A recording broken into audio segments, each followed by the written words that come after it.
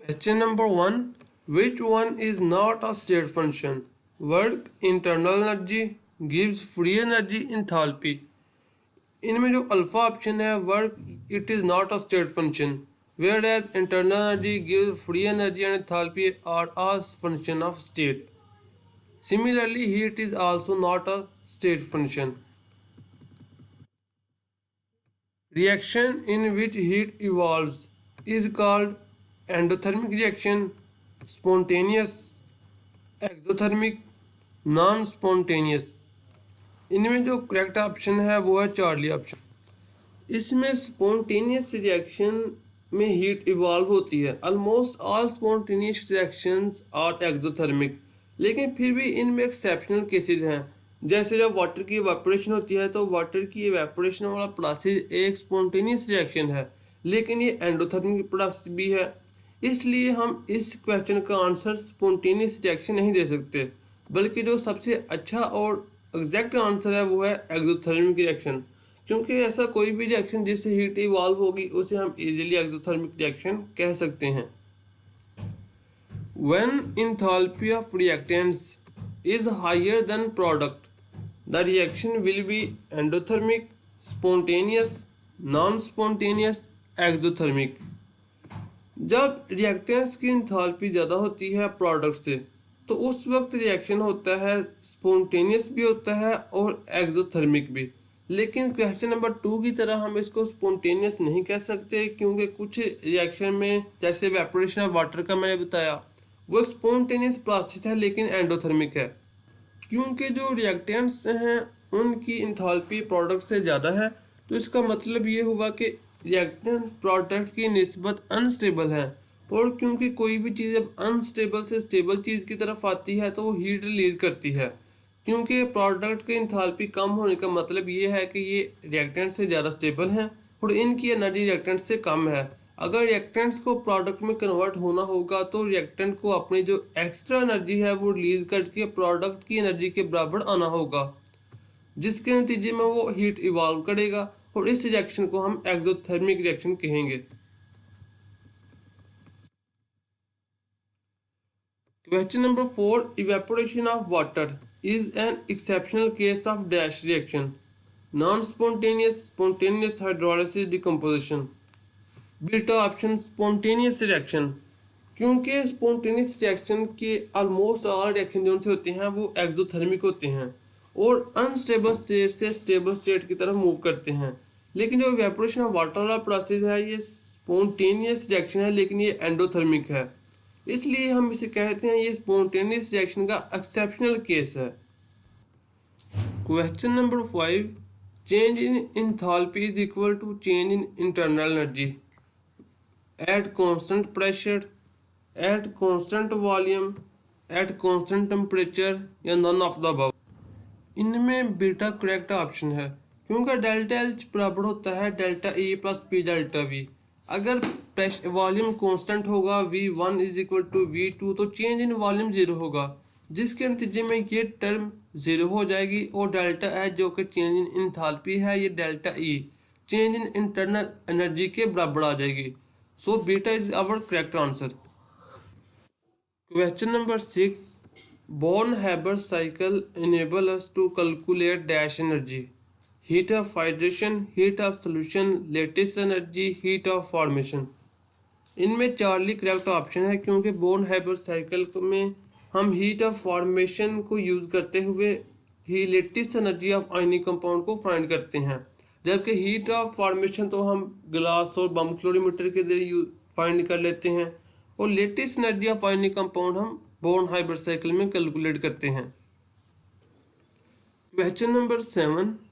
Heat of solution of NH4Cl is 16.2 जॉल पर मोल, 16 kilo जॉल पर मोल, minus 16 kilo जॉल पर मोल, माइनस 25 किलो जॉल पर मोल.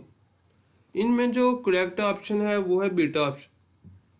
NH4Cl का हीट ऑफ सोल्यूशन 16 किलो जॉल पर मोल होता है, लेकिन अल्फा ऑप्शन में उन्होंने जॉल के साथ किलो नहीं लगाया, जिसकी वजह से ये रॉन्ग ऑप्शन है.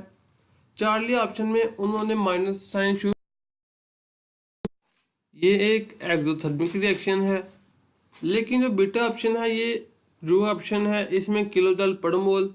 डेल्टा ऑप्शन में -25 किलो जॉल पर मोल बताया है, जबकि ये सोडियम कार्बोनेट का हीट ऑफ सोल्यूशन है।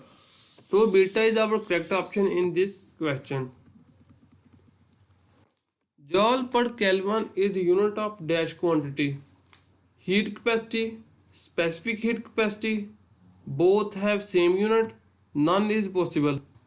इनमें अल्फा करेक्ट ऑप्शन है। जॉल पर केल्विन हीट कैपेसिटी का यूनिट होता है, क्योंकि हीट कैपेसिटी का फार्मूला होता है Q divided by temperature. Q क्योंकि एनर्जी है इसका जॉल और टेम्परेचर का केल्विन, जबकि स्पेसिफिक हीट कैपेसिटी बराबर होती है Q divided by M multiply temperature T। इसका यूनिट होता है जॉल पर किलोग्राम पर kelvin. So जॉल per kelvin is unit of heat capacity. Hess's law is an application of law of conservation of charge, momentum, energy, mass। तो हेस law जो सा है ये law of conservation of energy पे डिपेंड करता है और इसकी ही एक एप्लीकेशन है, ना कि चार्ज, मोमेंटम और मास की। Which of the following is always endothermic? Enthalpy of atomization, enthalpy of neutralization, enthalpy of formation, enthalpy of reaction। इनमें जो करेक्ट ऑप्शन है वो है अल्फा ऑप्शन, क्योंकि इंथाल्पी ऑफ फॉर्मेशन में हम किसी एलिमेंट को स्टेबल स्टेट से उसके एटम में कन्वर्ट करते हैं, तो इसमें हमें हमेशा एनर्जी देना पड़ती है, जबकि न्यूट्रलाइजेशन एक एक्सोथर्मिक प्रोसेस है। इंथाल्पी एंडो भी हो सकता है और एक्सो भी हो सकता है। इस तरह से इंथाल्पी ऑफ रिएक्शन जैसे वाटर की अगर हम कैलकुलेट करें तो ये 285.8 किलो जूल होती है। जब ये हाइड्रोजन और ऑक्सीजन मिलकर वाटर बनाते हैं तो ये एक्सोथर्मिक रिएक्शन शो करते हैं। लेकिन जब वाटर ब्रेकडाउन होता है हाइड्रोजन और ऑक्सीजन में तो ये एंडोथर्मिक रिएक्शन शो करते हैं। So enthalpy of atomization is always endothermic. Which of the following is always exothermic? Heat of neutralization, heat of solution, heat of combustion, both A and C। इनमें जो correct option है वो है delta option. Heat of neutralization भी always exothermic होती है। जैसे जब एक सोडियम हाइड्रोक्साइड और एसिड मिलते हैं तो -55.4 किलो जूल एनर्जी रिलीज होती है। हीट ऑफ कंबस्चन जो था ये भी ऑलवेज एक्सोथर्मिक होती है। जब भी किसी चीज़ को हीट किया जाता है, कंबस्ट किया जाता है, बॉयल किया जाता है तो वो एनर्जी रिलीज करता है। अगर आप वुड को हीट करेंगे या उसे जलाएंगे तो वो हमेशा एनर्जी देता ही है। लेकिन हीट ऑफ सोल्यूशन जो है ये एंडो भी हो सकता है, एक्सोथर्मिक भी हो सकता है। जैसे अमोनियम क्लोराइड की जो हीट ऑफ सोल्यूशन है वो एंडोथर्मिक है 16.2 किलो जूल पर मोल, जबकि सोडियम कार्बोनेट की heat of solution -25 kilo joule पर मोल है। So delta is our correct option in this question. ये थोड़ा कंसेप्चुअल क्वेश्चन है। Question number 12, all of the following reactions are exothermic except N2 3H2 2NH3 carbon oxygen CO2 N2O2 2NO H2 plus half O2 H2O। इनमें जो correct option है वो है Charlie option, क्योंकि जब नाइट्रोजन और हाइड्रोजन मिलते हैं तभी एनर्जी रिलीज होती है। जब कार्बन और ऑक्सीजन मिलकर कार्बन डाइऑक्साइड बनाते हैं तो -393 किलो जूल पर मोल एनर्जी रिलीज होती है। जब नाइट्रोजन और ऑक्सीजन मिलते हैं तो तब एनर्जी रिलीज नहीं होती बल्कि हमें देनी पड़ती है। और इस रिएक्शन में 180.51 किलो जूल एनर्जी हमें लगानी पड़ती है इस रिएक्शन की फॉर्मेशन के लिए। जबकि जब वाटर बनता है H2 और ऑक्सीजन की रिएक्शन से की वजह से तो इसमें भी -285.58 किलो जूल एनर्जी रिलीज होती है। So Charlie is our correct option. For which of the following compound enthalpy can be measured directly by calorimeter? Carbon tetrachloride, alumina, boron trioxide, magnesium oxide. इनमें पहले जो तीनों कंपाउंड है carbon tetrachloride, alumina और boron trioxide, इनकी enthalpy हम directly calculate नहीं कर सकते, क्योंकि एल्यूमिना और कार्बन बोरोन ट्राइऑक्साइड को जब कंबस्ट करते हैं तो इन ऊपर ऑक्सीजन की कवरिंग आ जाती है, लेकिन जब कार्बन टेट्राक्लोराइड को हम बॉयल करते हैं तो इसके ऊपर ऑक्सीजन की कवरिंग तो नहीं आती, लेकिन ये अपने कंपोनेंट में डिवाइड नहीं होता। हम ये नहीं कह सकते जब कार्बन टेट्राक्लोराइड को हम बॉयल करेंगे तो ये कार्बन और Cl4 नेगेटिव में कन्वर्ट हो जाएगा। इसलिए इन तीनों कंपाउंड की हम कैलोरीमीटर से हीट ऑफ कंबस्चन या कोई भी heat of enthalpy of combustion, enthalpy of reaction find नहीं कर सकते। जबकि मैग्नीशियम ऑक्साइड की हम enthalpy of reaction, enthalpy of formation calorimeter के जरिए फाइंड कर सकते हैं। So delta is our correct option in this question. Question number 14. Enthalpy of combustion of food and fuel can be measured by glass calorimeter, bump calorimeter only, both can be used, none is suitable। जो heat of combustion है, enthalpy of combustion food की, fuel की, इनको हम bump calorimeter के जरिए find करते हैं, जिसके अंदर हम एक टब जा होता है, उसके अंदर ही इलेक्ट्रोलाइटिकली किसी भी कंपाउंड को कंबस्ट करते हैं, फिर उसकी हीट ऑफ कंबस्चन हम फाइंड कर सकते हैं।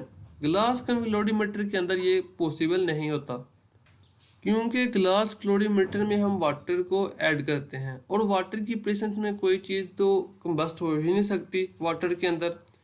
तो इसलिए हम बम कैलोरीमीटर को ही फ्यूल और फूड की एंथैल्पी ऑफ कंबस्चन फाइंड करने के लिए यूज करते हैं। Latest energy is the amount of energy released when ionic compound form from gaseous atom, gaseous ions, solid atom, solid ions। इनमें जो करेक्ट ऑप्शन है वो है बीटा ऑप्शन। लेटेस्ट एनर्जी हम उस एनर्जी को कहते हैं जब कोई आयनिक कंपाउंड अपने गैसेस आयन से बने, ना कि गैसेस एटम और सॉलिड एटम या आयन से बने। जैसे अगर NaCl की बात करें तो इसकी लेटेस्ट एनर्जी यूँ होती है कि Na पॉजिटिव गैसेस की फॉर्म में हो। इस तरह से जब Na पॉजिटिव Cl नेगेटिव से रिएक्ट करता है, दोनों गैसेस से फॉर्म की होते हैं। ये दोनों गैसेस आयन जब रिएक्ट करते हैं तो NaCl सॉलिड फॉर्म में बनाते हैं। तो इस प्रोसेस में जो एनर्जी रिलीज होती है उसे हम कहते हैं लेटेस्ट एनर्जी। यही अगर हम NaCl को ब्रेक डाउन करेंगे तो Na पॉजिटिव और Cl नेगेटिव आयन बनेंगे, तो इसको भी हम लेटेस्ट एनर्जी ही कहते हैं। लेकिन जब NaCl से Na पॉजिटिव और Cl नेगेटिव बनाएंगे तो एनर्जी रिलीज नहीं होगी बल्कि हमें देनी पड़ेगी। Conversion of gaseous element into gaseous atom occurs in enthalpy of formation, enthalpy of atomization, enthalpy of neutralization, enthalpy of combustion। इसमें बीटा करेक्ट ऑप्शन है, क्योंकि जब हम किसी एलिमेंट से उसके एटम में गैसीय एलिमेंट को यूज करते हुए उसका गैसियस एटम बनाते हैं तो इस प्रोसेस को हीट ऑफ एटमाइजेशन, क्योंकि एटमाइजेशन का मतलब ये है एटम बनाना, ये एटम से निकला है heat of enthalpy of atomization, heat of atomization. तो ये ऑलवेज एंडोथर्मिक होता है। जैसे जब हम हाइड्रोजन के एलिमेंट को हाइड्रोजन के एटम में कन्वर्ट करेंगे तो 218 किलोजूल एनर्जी रिलीज हमें देनी पड़ेगी, किलोजूल पर मोल एनर्जी लगानी पड़ेगी। So beta is our correct option. Question number 17। In magnesium oxide convert होता है मैग्नीशियम प्लस हाफ O2 में। Enthalpy of reaction is -692 kilojoule per mole, -393 kilojoule per mole, 692 kilojoule per मोल, यहाँ पे -58 kilojoule per मोल। तो इस reaction में जो correct option है वो है चार्ली ऑप्शन, क्योंकि मैग्नीशियम ऑक्साइड को जब हम इसके एटम में कन्वर्ट करेंगे, एलिमेंट में कन्वर्ट करेंगे तो हमें हीट देनी पड़ेगी। तो इसमें 692 किलोजूल पर मोल एनर्जी हमें देना पड़ती है। जबकि अगर मैग्नीशियम और ऑक्सीजन मिलके मैग्नीशियम ऑक्साइड बनाते तो फिर ये -692 किलोजूल पर मोल एनर्जी रिलीज होती, लेकिन इस प्रोसेस में ये एनर्जी हमें देना पड़ रही है। जबकि -393 kilojoule per mole of energy zone से ये तो कार्बन डाइऑक्साइड की फॉर्मेशन के वक्त रिलीज होती है, और -58 ये वाटर की प्रेजेंस में जब वाटर बनाते हैं तब रिलीज होती है।